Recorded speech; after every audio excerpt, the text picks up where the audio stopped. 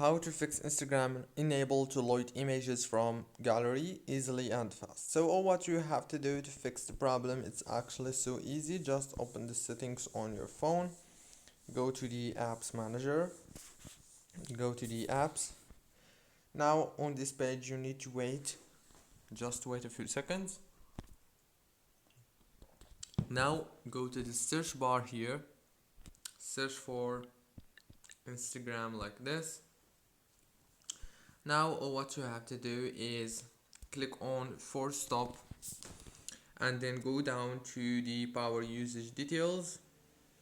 Go to down here, you will find this force stop option. Click on it to force stop the app and then go back. Click here again on this force stop option, and now just go to Instagram, reopen it, and the problem must be solved.